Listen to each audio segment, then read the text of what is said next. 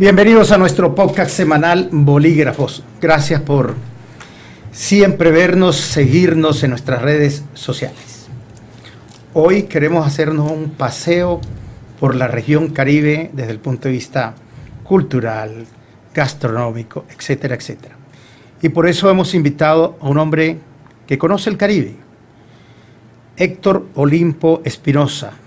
Héctor Olimpo Espinosa es abogado especialista en Derecho Administrativo y en Gerencia Pública y Control Fiscal. Tiene una maestría en Gobierno y Políticas Públicas de la Universidad Externado. Cuenta con una amplia experiencia en el sector público, pues a los 26 años fue alcalde de Cince, periodo 2008-2011, donde se destacó por bajar índices de inseguridad, duplicar el presupuesto de inversión y desarrollar con éxito el proyecto Cince Digital, como modelo de implementación de las TICs. Se desempeñó además como secretario general del Partido Liberal en el 2012 y posteriormente fue asesor del Instituto de Desarrollo Urbano. Fue el gobernador de Sucre para el periodo 2020-2023. Este líder de la costa es el nuevo invitado en nuestro podcast Bolígrafos.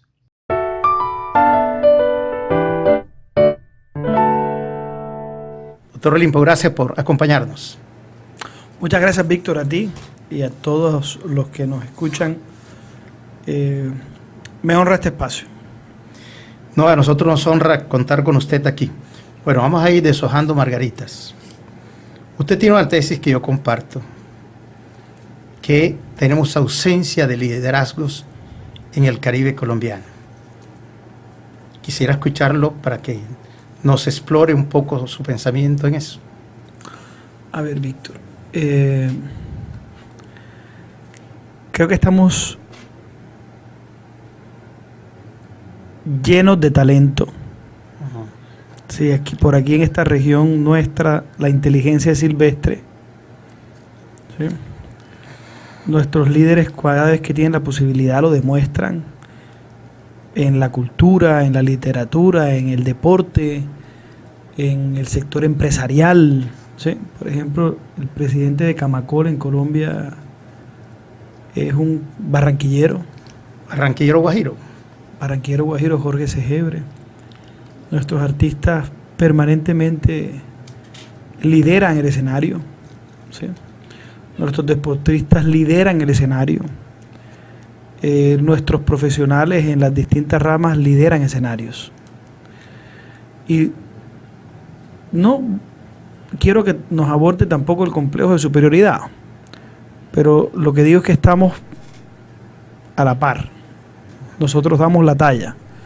El Caribe tiene con qué. ¿Sí? Pero hay un problema de autoestima, ¿sí?, en la región. Hay como un complejo provinciano que se apoderó de nosotros por producto del centralismo y producto de unas narrativas que nos han construido, que nosotros mismos hemos comprado, que hace que muchas veces subvaloremos lo nuestro, que no le demos el valor, que no tengamos la conciencia de nuestro potencial, de nuestra riqueza, de nuestro capital humano. ¿Sí? Entonces pensamos que el liderazgo del interior es superior moral, política y académicamente que el nuestro. Y a veces incluso nos acompleja cuando vamos allá o cuando ellos vienen acá. A veces sentimos que estamos hablando con seres superiores. Te lo digo porque digamos, yo padecí de eso cuando era un estudiante. Y resulta que no. Resulta que no es así, que esa narrativa y ese ideario es equivocado y tenemos que hacer un gran trabajo que es espiritual, no solamente es político, es espiritual, para que el alma caribe entienda su dimensión, ¿sí?, para que entienda su importancia y no para que tengamos complejos de su superioridad, para que decirme que somos superiores que el resto de Colombia o el resto del mundo, no, es para que entendamos que no somos inferiores, que somos iguales y que tenemos enorme potencial en todas las áreas. Ahora, Los alcaldes más populares en las encuestas esas de opinión nacional son los del Caribe. Barranquilla, Cartagena, Montería incluso. Los gobernadores más populares en esas encuestas nacionales son los del Caribe. Digo, algo está haciendo bien nuestro liderazgo. Barranquilla es un ejemplo de transformación. Sí. Cartagena comienza a ser un ejemplo de transformación. Montería es un ejemplo de transformación. En Sucre nosotros iniciamos un gran proceso de transformación. ¿Sí? Para ponerte algunos ejemplos. ¿Okay?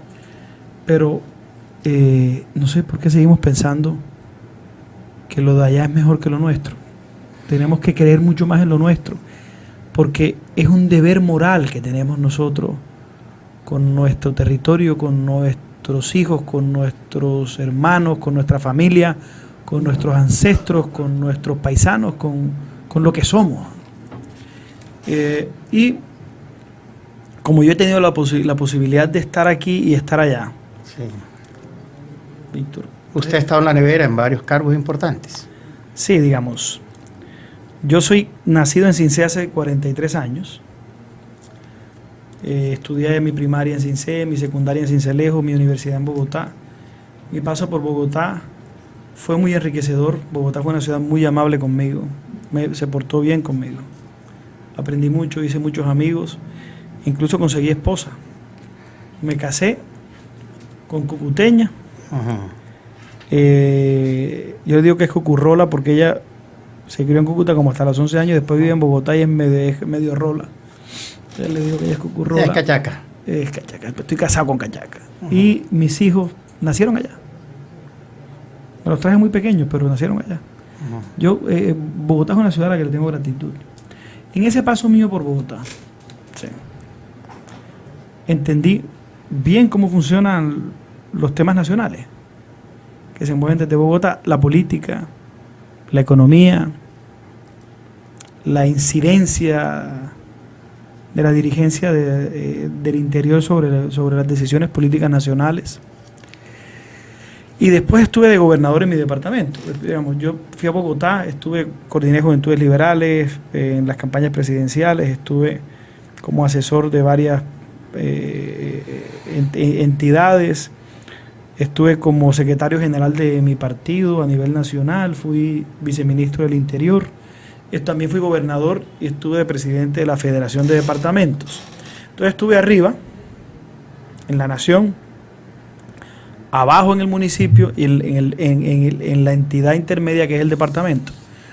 Y eso me dio una dimensión y un criterio, una forma de ver las cosas diferente. Por eso mi historia de vida es diferente. Pero fíjese usted, cuando usted habla de Bogotá, yo creo que tenemos un espacio ganado. Y lo digo, no debería decirlo en primera persona, pero ya los profesionales del Caribe tenemos bastante aceptación y valoración en Bogotá. En estos días me dieron un dato que estoy por corroborar. Ajá. Que de los concejales de Bogotá, 14 son costeños. Eso es un avance. Sí, un avance demasiado importante. Uh-huh. Mi papá me cuenta que cuando yo iba a vivir a Bogotá en el año 70, 71, 72, escuchar vallenato era un sacrilegio. Y hoy en día la música nuestra se metió en el corazón de los Andes, de la cordillera. Entonces, digamos, hemos ganado mucho terreno, pero aquí seguimos pensando que lo allá es mejor. Y no es mejor. Estoy absolutamente convencido por esta experiencia que tengo, que no somos inferiores. Yo tuve la posibilidad de salir de mi patio. Si usted tiene un perrito en su casa, que cría no lo saca de la casa, él piensa que el mundo es su casa, porque no ha salido de ahí. Pero cuando tú sales y miras otros escenarios, otras experiencias y regresas, empiezas a ver las fortalezas de tu casa y las carencias. ¿Sí? Entonces, yo entendí que nosotros no somos inferiores. Cuando me relacioné con el campesino en mi pueblo y con el gran empresario nacional. Cuando me relacioné con el líder de mi departamento, de mi pueblo, y con el gran líder nacional. ¿Sí? Y entendí que nosotros no somos inferiores y que la inteligencia de nuestra gente y de nuestros líderes está a nivel. Está a nivel. Entonces, Con ese convencimiento me pongo a hacer las siguientes preguntas. Bueno, si definitivamente no somos inferiores y nuestro liderazgo está a nivel, ¿sí?, pero somos más, ¿por qué incidimos menos? Cuando digo que somos más, le hago la siguiente cuenta. ¿Qué tal es usted para las matemáticas, Víctor? Regular Bueno, songo. Ajá. Bueno, pero tiene derecho a anotar. Ajá. Entonces le digo, nosotros somos 8 departamentos con San Andrés. 12 millones de habitantes. En casi 13. Ajá. Casi 13. Y no estoy contando la gente nuestra costeña del Caribe que vive en el interior, que no sé cuántos son. Pero tenemos unidad sociocultural. ¿Qué quiere decir? Que yo me encuentro con usted. Sí, usted es de aquí de Barranquilla. Doctor Olimpo, yo nací en el Magdalena, vivo hace muchos años en Barranquilla y soy auténticamente caribeño. Pero nos encontramos en Bogotá. Sí. Nos conocemos, nos presenta un amigo en Bogotá. Cualquier amigo, un Álvaro, cualquiera. Entonces nos presenta en Bogotá. Y apenas nos escuchamos hablar, Y hay conexión. dice, oye, ¿tú eres de por allá?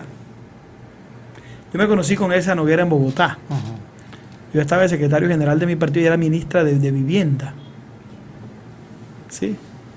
Y nos presentaron, me acuerdo, en la Plaza de Bolívar en un evento y apenas ella me escuchó hablar, me dijo, oye, ¿tú eres de por allá? Y enseguida sabemos que somos de una misma parte, tenemos unidad sociocultural. ¿Sí? Nos sentimos parte de una sola cosa. Entonces yo digo, somos 13 millones, casi. Me voy a Antioquia y Eje Cafetero, son entre 8 millones y medio y 9. Póngale 9. Y me voy a Cundinamarca y Bogotá y son 10. Y cuando cojo Santander y Boyacá son casi 6. Y cuando cojo Pacífico son casi 8. Y cuando cojo la Orinoquía son 3. Y entonces yo digo, hombre, si nosotros no somos inferiores y somos más, ¿por qué no hacemos valer nuestra superioridad demográfica? ¿Por qué no pesamos más en las relaciones de poder? ¿Por qué? Porque tenemos mucho tiempo de estar creyendo más en lo de allá que en lo de acá. Y eso es un error, un grave error. Pero yo tengo una anotación, doctor Héctor. Y parto del ejemplo suyo. Si nos encontramos en Bogotá, nos abrazamos y somos tremendos hermanos. Si nos encontramos en el exterior, más aún. Pero cuando estamos aquí, fíjese usted que en Antioquia los antioqueños se abrazan, se dan la mano, no se dan bate entre ellos. Aquí nosotros lo hacemos. Tenemos que aprender a abrazarnos, aprender a querernos más, aprender a valorarnos más. Eso se aprende también. Uno doma su corazón, ¿sí? Uno aprende a querer y aprende a expresar el cariño. Y tenemos que aprender a querernos más. Ahí está. Eso tiene mucho que ver con la autoestima. Ahí tenemos una gran tarea que era de lo que yo le hablaba en un principio, Víctor. Ahora, ¿qué problema tenemos? Digamos, este detalle que parece un detalle menor es un gran detalle. Estos días me contaron una historia buenísima. Venga, aprovecho y le cuento la historia. Dice, un amigo piropeó a una muchacha que le gustó, le llamó la atención. Dijo, mi amor, ¿cómo estás de linda? Le soltó los perros. Estás preciosa y tal, y me encantas y tal. Y la señora se le dio vuelta y le dijo, respétame, por favor. Yo sé que tú eres un hombre casado. Respeta a tu familia. Y el tipo le dijo, ese es el detalle. Entonces, no es un detalle menor.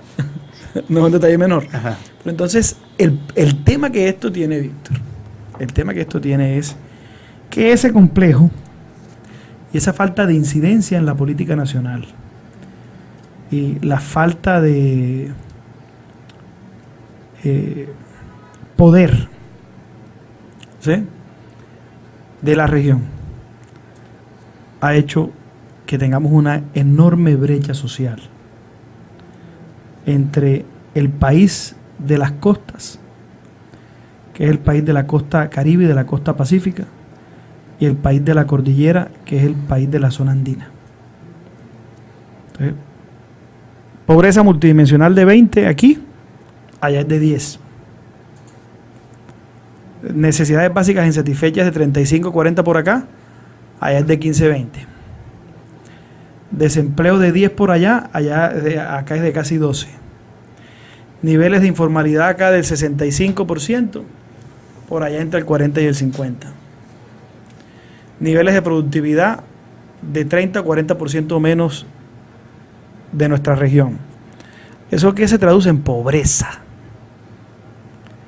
En pobreza. Anoche salía yo del estadio, medio aburrido con ese empate, ¿no?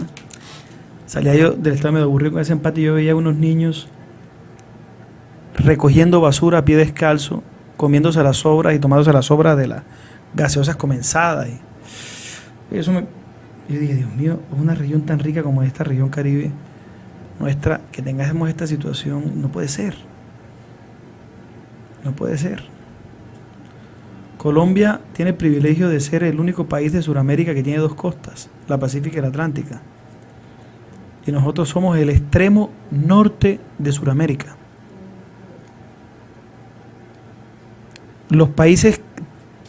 Todos los países prósperos tienen su riqueza acumulada en las costas. Por el Pacífico tenemos toda esa conexión hacia Pacífico, y por el Atlántico o por el Mar Caribe tenemos la conexión con Centro, Norteamérica y Europa. Y entonces yo digo, ¿por qué tanto potencial, capital humano, riqueza cultural, gastronómica, ubicación geográfica, misma zona horaria de Nueva York? ¿Sí? Yo digo, ¿qué pasa?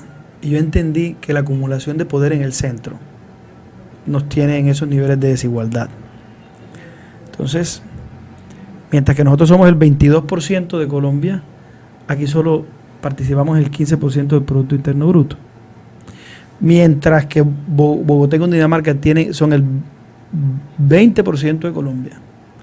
Ellos tienen el 54% del Producto Interno Bruto. Para que vayamos entendiendo las dimensiones del problema que tenemos. Un problema de distribución de riqueza. La falta de poder de esta región, ¿sí?, hace que se perpetúe la inequidad y la brecha regional, y que tengamos que ir a buscar trabajo al exterior o al interior, y que se fragmenten las familias buscando por oportunidad. Pero para que eso cambie, es muy importante que haya un liderazgo caribe en la toma de decisiones nacionales. Para que eso cambie, es muy importante que haya sensibilidad con el problema, y nada sensibiliza más con un problema que la cercanía con el problema, porque el que sabe dónde está la gotera es el que vive dentro de la casa. Pero, doctor Héctor, aquí nos podemos quedar toda la tarde en un tema que a mí me apasiona y que por supuesto a usted le apasiona, el tema del Caribe. Pero para dar ese salto de creernos que Dios nos dotó con una inteligencia, que tenemos una cultura extraordinaria, que tenemos un ADN distinto, para dar ese salto cualitativo, creo que también se deben establecer unas responsabilidades. Creo que hay que meter a la academia en este centro. Ese triángulo virtuoso entre el gobierno, la academia y la empresa tiene que funcionar en el Caribe. Porque la academia es un gran tanque de pensamiento, de construcción, de formación de capital humano. Si se desconecta del Estado y de la empresa, los territorios no prosperan. Ese triángulo virtuoso entre gobierno, empresa y academia, ¿sí?, que cuando metemos a la sociedad civil ya no es un triángulo, sino un círculo virtuoso, es el que produce desarrollo, produce crecimiento y produce oportunidad. Eso pasa por una cosa que yo llamo el empoderamiento territorial, que es mucho más allá que el concepto de territorio, de descentralización y de federalismo. Hombre, primero el empoderamiento mental. Nuestra gente tiene que ser capaz de hacer cosas. Tenemos que dar a la gente autoestima y conocimiento. Luego tenemos que dar empoderamiento político, que pasa mucho más allá de la transferencia económica, de que me manden plata de Bogotá. No, es un tema de atribuciones legales, de potestades legales y políticas para tomar decisiones, que no tenga que estar dependiendo de otro centro de poder para asumir mis asuntos en materia de transporte, en materia de educación, en materia de salud, en materia portuaria. Es decir, una descentralización efectiva. Que yo pueda gozar de los hechos económicos que generan riqueza en mi región. Tener autonomía sobre ellos para poder determinar mis problemas de acuerdo a mi vocación económica y a mis urgencias. ¿Por qué tenemos, por ejemplo, que en el Atlántico, Víctor, estar esperando que vengan de Bogotá a taparnos un hueco ahí en los mares izquierdos del río Magdalena, pudiendo hacerlo nosotros? Claro. ¿Por qué nosotros no manejamos nuestros puertos? ¿Por qué no nos los manejan desde el gobierno central? ¿Por qué no tapar Caregato? ¿Por qué no se tapa Caregato, Sucre, Córdoba y Bolívar? Y tenemos que esperar que vengan de Bogotá a tapárnoslo. Pero ¿por qué no resolvemos también el problema del mototaxismo? Que es un problema muy nuestro, simplemente porque hay un código de tránsito que es hecho en el interior que dice que no se puede. Claro, porque ellos no tienen ese problema, es un problema de nosotros. ¿Verdad? Y entonces esos muchachos no los puedo formalizar, no les puedo ayudar, no los puedo incluir económicamente. No tiene cómo ayudar a resolver un problema de una cantidad de muchachos que andan en la informalidad, en unos niveles de precariedad enormes, porque hay un código nacional que... Hombre, si es que nuestra realidad es diferente. Pero ¿por qué no se pellizca el empresariado? Por ejemplo, y ese es un asunto que yo he abordado. Una ciudad que ya se volvió turística, turismo empresarial, pero lo es, que es Barranquilla. Una ciudad por excelencia turística como Cartagena, como Santa Marta, como su territorio, Golfo de Morroquillo y todo eso. ¿Por qué no tenemos un taxista con los mínimos principios de bilingüismo? Bueno, Barranquilla inició una labor de bilingüismo. Eso es un tema que toma tiempo. Yo espero que Barranquilla... Pero no, eso es incipiente en el tema de los taxis. Logre avanzar en eso. En los colegios sí ha avanzado muchísimo. Se necesita que los que participan en la operación de turismo, en el sector transporte, el sector hotelero y guías y todo este tema hayan bilingüismo para que esto rinda más. Pero no solamente en Barranquilla, sino en todo el Caribe. Entonces, ahí hay un asunto. ¿Ya? El turismo es un hecho económico distrital, departamental o regional. Pudiera ser regional. Es regional. Sí, ahí adquiere sentido lo de la región como entidad territorial. El transporte multimodal, nuestros trenes, es un hecho departamental, distrital o regional. Es regional. La transición energética del Caribe y el desarrollo de las energías alternativas es un hecho departamental, municipal o regional. Es regional. Son hechos económicos que tienen que ver con nuestro territorio caribe, que son hechos supramunicipales, supradepartamentales. Entonces ahí viene, después de este empoderamiento político del que le hablo, que es de atribuciones y de tener una entidad que riga la región, viene el otro tema, el de los empresarios. Es el empoderamiento económico. Y le voy a decir cómo se hace eso. Con decisiones de política macroeconómica. Esto no es a punta de proyecticos, que es que voy a ir a Bogotá, que me den un acueducto, un alcantarillado, un colegio, una vía, un puente. No, eso no. Así no se resuelve, esos son paños de agua tibia. ¿Ok? Hay que utilizar los instrumentos de la política macroeconómica para generar dinamismo en la región. Una macro zona franca. Una macro zona franca. en la región Caribe y la región Pacífico,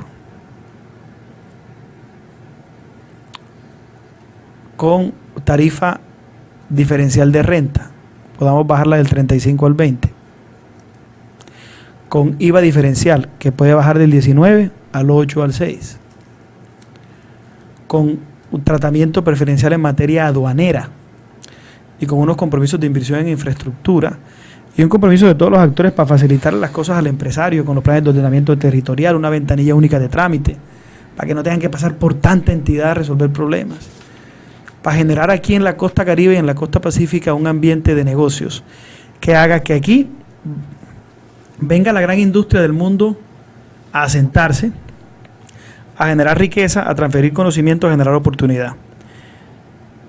Como lo hizo China, como lo hizo Corea, como lo hizo nuestro vecino de Panamá y como lo está haciendo el norte de México. Ahora, pero para eso no debemos tener un organismo planificador suficientemente fuerte y tenemos que detenernos. Tenemos ya una rata incipiente. ¿No sería clave que en este momento todos los focos se direccionaran a tener ese organismo planificador competente? Lo que sucede es que la norma, como aquí en Colombia no nos gustan los cambios abruptos, nosotros somos de cambios moderados, eso hace que este país, a pesar del conflicto, sea un país estable políticamente, el más estable políticamente de América Latina.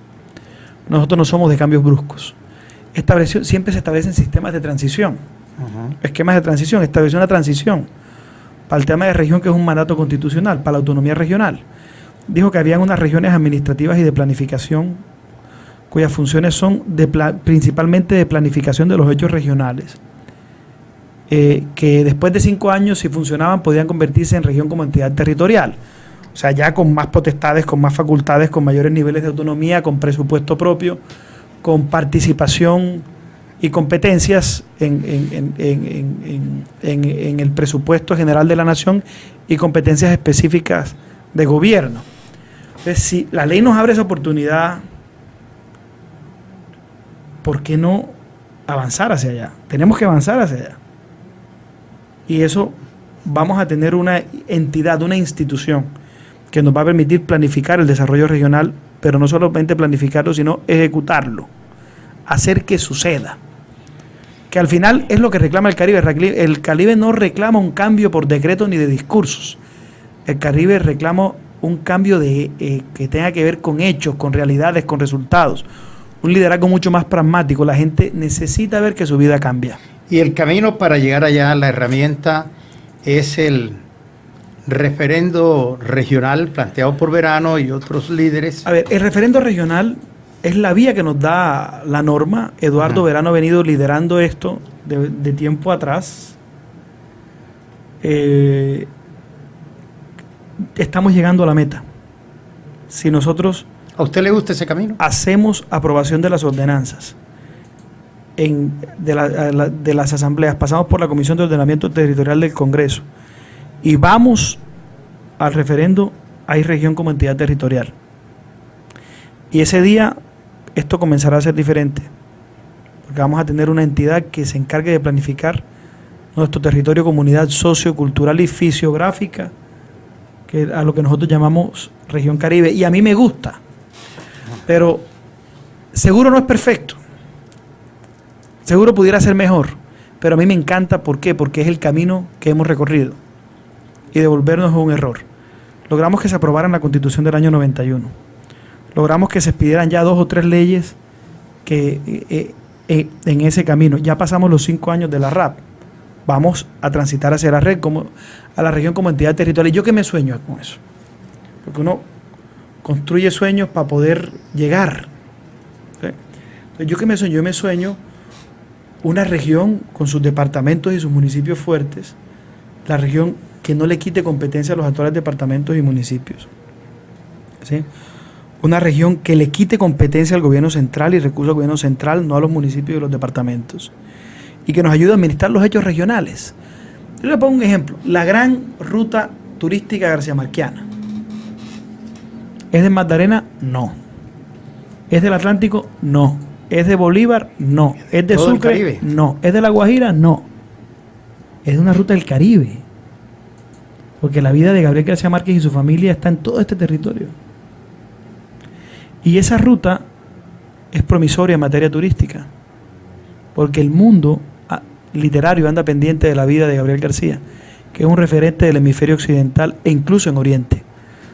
Yo pasé por un aeropuerto en Estambul, se me partió una maleta y cuando fui a comprar la maleta, no había sino obras en Estambul de Gabriel García. Y pregunté que por qué ahí estaba 100 años de soledad y por qué estaba Crónica de una muerte anunciada y por qué estaba La hojarasca y en fin.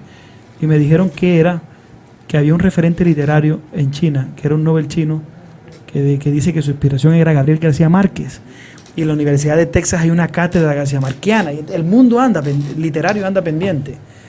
Y si nosotros establecemos una ruta en el Caribe, ahí tenemos un potencial turístico muy importante para poner en valor nuestra riqueza cultural. Pero me voy más allá. Nuestro turismo de sol y playa. Sí. ¿Se complementan Atlántico con Bolívar y con Magdalena? Seguro sí. ¿Se complementan La Guajira con Córdoba? También. Es una ruta de sol y playa y de naturaleza. Esa ruta arranca en el desierto de La Guajira y llega hasta los límites con Panamá en el Urabá antioqueño. Esa es la ruta del Mar Caribe. Ese es nuestro estado de Quintana Roo, en México, que genera el mayor aporte al Producto Interno Bruto de México en materia turística. Siendo en México el turismo está por encima de la producción de minerales y de petróleo y de carbón. Como para que vayamos entendiendo la dimensión que eso puede tener para nosotros, pero eso es un hecho regional. No es un hecho departamental ni municipal. Entonces yo me sueño esa región como entidad territorial liderando esos asuntos, liderando el tren del Caribe, que arranque allá en Maicao y termine en Montería. Sí, yo me sueño eso, pero mientras que no tengamos una entidad que lo lidere con poder, no vamos a ser capaces. ¿Por qué? Porque el gobernador del Atlántico y el de Bolívar y el de Magdalena pueden querer, pero al día siguiente amanecen pendientes de sus problemas locales. No hay nadie que esté permanentemente en modo regional. Y se necesita quien lo esté. Ahora, yo sueño con la mega zona franca del Caribe y del Pacífico, una zona económica especial, como lo hizo China para disminuir su pobreza, como lo hizo Corea. Un régimen tributario especial para que venga la gran industria manufacturera del mundo, por ejemplo, la industria americana, que se está relocalizando de Asia, contemple venirse al Caribe colombiano y al Pacífico colombiano a establecer industria y empresa, a generar riqueza. Y que la industria que está en el interior, manufacturera también y tecnológica, piense en venirse para acá, a generar riqueza y podamos cerrar la brecha regional. Nosotros no queremos que el interior del país se empobrezca, no, necesitamos que crezca, que sea más rico, pero es que nosotros queremos estar a la par. Bueno, y que nuestros gobernantes, alcaldes y gobernadores por lo menos se reúnan en el mediano plazo y digan, vamos a promocionar turísticamente al Caribe. No se vayan para Miami, conozcan primero el Caribe. Eso es muy importante. Seguramente usted logra hacer una primera reunión, pero si no queda alguien, una entidad regional, haciendo seguimiento que los compromisos de esa reunión se cumplan, eso se pierde, porque yo fui alcalde de pueblo. Y uno llega al pueblo y el alcalde responde por todo. El alcalde es el primer respondiente de todo. Y eso es una actividad supremamente azarosa. El tipo llega contento de su reunión en Barranquilla, de su reunión de alcaldes del Caribe, con una agenda regional, pero al día siguiente se le reventó el tubo del agua y no hay agua en el pueblo. ¿Sí? Y hay un problema con el consejo y hay otro problema de atracos y de homicidios y arranca el campeonato deportivo de no sé qué cosa y está el festival cultural de tal cosa y tal, y eso tiene la casa del tipo llena de gente esperando que le resuelva sus problemas individuales y colectivos, y sí. Entonces digamos, si bien el alcalde quiere, el tiempo no le da. Y la cita en Bogotá, a ver si se la dan en los ministerios. Pendiente de su proyectico del hospital, de su calle, de su cosa local. Sí, claro. Tiene que estar alguien en la agenda regional, permanente, en el foco regional, que después de esa reunión alguien quede gestionando ese desarrollo. Pero entonces lo veo a usted con las botas puestas del referendo regional. Yo estoy en el referendo regional. Creo que estamos llegando a la meta y que la meta es el año entrante, el 8 de marzo, en la elección de Congreso. Volveremos a votar por la región Caribe, pero esta es una región Caribe con poder y con dientes. Lo anterior fue simplemente una declaración política. Ahora vamos a darle dientes a la región Caribe con este referendo que va a consolidar la primera región autónoma de Colombia. Autonomía no es independencia. Nosotros vamos a seguir siendo parte de Colombia. Y esperamos que lo propio haga el Pacífico, y lo propio haga Antioquia y el eje cafetero, y lo propio Bogotá, Cundinamarca, y Tolima y Huila, y lo propio la Orinoquía. Porque mira lo que está pasando, lo curioso que pasa hoy. El problema del centralismo, pensábamos nosotros que nos afectaba solamente al Caribe y al Pacífico, que es donde se ha acumulado la pobreza en este país, en contraposición a lo que ha pasado en los otros países del mundo que tienen la riqueza y la prosperidad acumulada en las costas. Pero hoy, ¿sabe quiénes son víctimas del centralismo? Bogotá, Cundinamarca y Antioquia. Increíble. Mire el problema que tiene el alcalde de Bogotá con el presidente. Terrible. Sí, que el metro atravesado, en el metro atravesado en el desarrollo de las obras de Bogotá y no sé qué cosa. Mira el problema que tiene el gobernador de Antioquia con sus carreteras paradas por la falta de empatía con el presidente. Se dispararon en el pie. Exceso de poder. Vea, el poder jala riqueza. Los centros de poder jalan la riqueza. Por eso, donde se ubican los centros de poder, la economía crece y hay más oportunidad y más empleo. Al final, los centros de poder terminan jalando el desarrollo. Por eso, en Bogotá y Cundinamarca está el 54% del Producto Interno Bruto de Colombia, porque el poder central tiene sede en Bogotá. Bueno, quiero concluir esta agradable charla proponiéndole dos cosas. Que usted me avale para decirle a un amigo suyo y mío, un amigo en común, que asuma dos tareas. Rescatar a los cuenteros del Caribe colombiano. Yo, cuando estoy ahí medio, me pongo a mirarlo. Por ejemplo, Tío Pello me encanta. Que es allá, de su tierra. Para hablar de uno solo. Y dos, anoche recordé, me puse a releer a un hombre que seguramente usted lo tiene como uno de los grandes referentes del Caribe colombiano. Me puse a releer a David Sánchez Juliao y encontré una pieza lindísima de él. Creo que sabía que se iba a ir del mundo terrenal y dijo: quiero que alguien se encargue de rescatar el porro. ¿El qué? De rescatar el porro. El porro, claro. ¿No le puedo decir eso al amigo común? Es una tarea, digamos. Sí. Usted no me está pidiendo una autorización, usted me está poniendo una tarea. Usted me está poniendo una tarea y yo creo que ese es un deber moral que tenemos en el Caribe. Sí. El rescatar el porro en nuestros aires de música sabanera. Yo de 27 años era alcalde de mi pueblo y llevé a David Sánchez Juliao a la Casa de la Cultura. Tuve un día maravilloso con él. Me reí, me lo disfruté. Aprendí, entendí la importancia de esa gran interpretación y esa gran que hizo de la cultura caribe, de nuestra cultura, pero además de esa capacidad para contar historias. Increíble. Sí. Increíble. Y aquí en el Caribe tenemos una gran capacidad para contar historias. Y nosotros debemos entender el valor que eso tiene. Esa gran capacidad para contar historias, ¿sí?, fue lo que hizo que este hemisferio y que América tuviese un Nobel nacido en el Caribe, que se llama Gabriel García Márquez, que es uno de los escritores más leídos del mundo, el más leído de nuestra lengua y el más importante de este hemisferio, el referente mundial de la literatura. Eso García Márquez no lo cogió del suelo. García Márquez lo cogió de nuestra cultura, de nuestra capacidad para contar historias, para contar cuentos. Estuve en la casa de García Márquez en Aracataca hace 3-4 días. Y va uno entendiendo el ambiente en que se recreó su niñez, ¿sí? Relacionada con La Guajira y con Sucre, porque su papá era de Sucre, de Cincé, de mi pueblo. Yo, Gabriel García Márquez, estudió parte de la primaria en el colegio donde yo terminé la primaria, porque ellos se fueron a vivir una temporada a Cincé.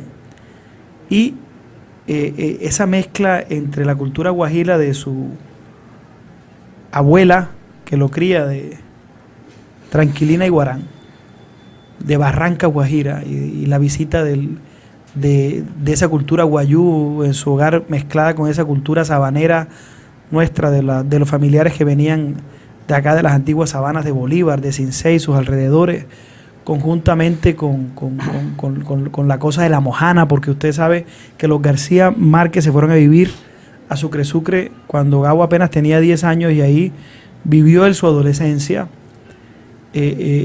Construyeron ese gran imaginario, esa gran capacidad para contar historias. ¿A cuántos Tío Pellos y cuántos David Sánchez Juliao habrá escuchado García Márquez en su casa sin proponérselo? O sea, qué cantidad de historias y de... por ejemplo, esa superstición caribe, él dice que la recoge mucho de esa cultura guayú supersticiosa, que le llegaba por la línea de su abuela de origen guajiro. En mi pueblo, en Cincé, de donde es el papá de Gabriel García, hay una gran capacidad para contar historias. Hay una enorme capacidad para contar historias. Sí, eso sea silvestre. Es increíble. Hay unos cuentos de mi pueblo espectaculares. Yo crecí en eso, por eso, digamos, esto no me es extraño, esto me es familiar, pero es tan poderoso que conquistó el mundo. Bueno, y cierro con lo siguiente. Anote la fecha, comprométase públicamente para que el 30 de mayo nos acompañe en el 11º Foro del Caribe en la Universidad Autónoma. Tengo la tarea de convencer a Ivo Díaz que cierre el evento musicalmente y que cante Diosa Coronada. Esa tarea es una fácil tarea para usted, no tengo duda que lo va a lograr. Voy a acompañarlos. Uh-huh. Voy a acompañarlos. Tengo una prioridad hoy en mi vida, que es liderar una causa nacional. Pero esa causa nacional tiene que tener un origen regional muy fuerte para que esto tenga sentido. Necesitamos más Víctor López en cada uno de los departamentos del Caribe, muchos más que tengan esos niveles de conciencia y de compromiso con nuestra región, con nuestro futuro y con nuestra cultura. Cuente conmigo, yo estoy en eso. Quiero abrir un gran debate sobre esto. Yo estuve en China.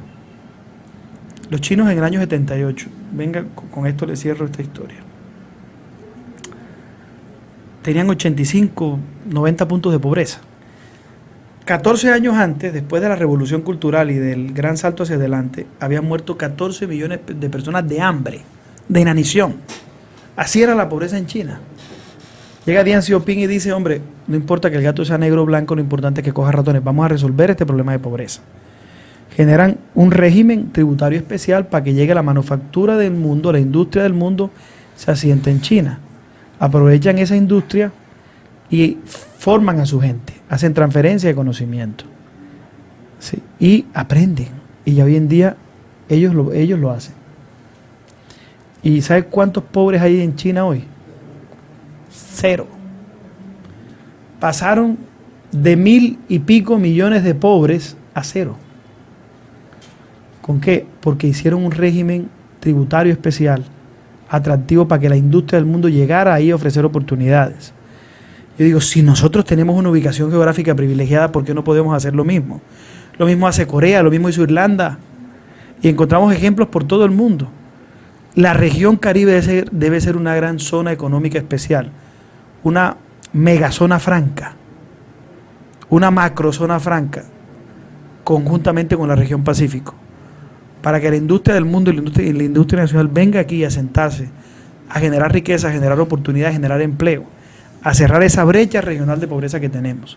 Solo así podremos salir adelante, no es con proyectos, No es con proyecticos, que una vía, que una carretera, que un puente. Sí, eso se necesita, pero la forma realmente de corregir el problema estructural es ese.